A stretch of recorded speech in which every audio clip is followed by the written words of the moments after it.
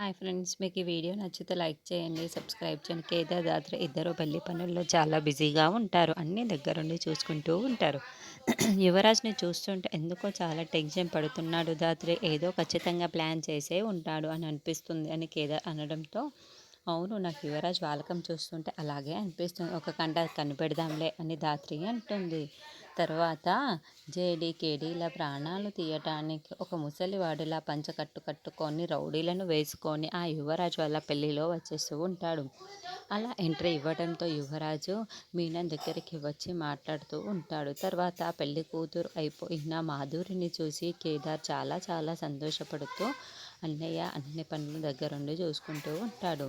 పెళ్లి కొడుకు పెళ్లి కూతురు ఇద్దరు పీటలపై కూర్చొని ఉంటారు.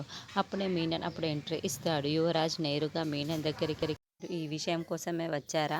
ఆ జేడీ ఖచ్చితంగా ఇక్కడికి వచ్చే ఉంటారు. ఈరోజు వాళ్ళ ప్రాణాలు తీసే నేను ఇక్కడ నుండి వెళ్తాను అని.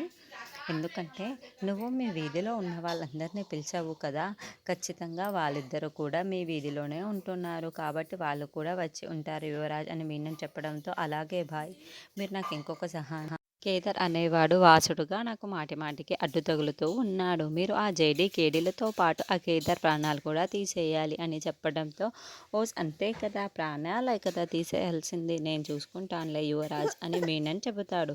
అదిగో ఆ కేదార్ గాడు అక్కడే ఉన్నాడు బాయ్ అని మీనన్ చూపిస్తూ ఉంటే, రే యువరాజ్ అంటూ కౌశికి అరుస్తూ ఉంటుంది. ఏంటి, కొంపదీసి కౌశికి అక్క నేను మీనాతో మాట్లాడుతుందంతా వినేసిందా ఏంటి అని యువరాజ్ టెన్షన్ పడుతూ ఉంటాడు.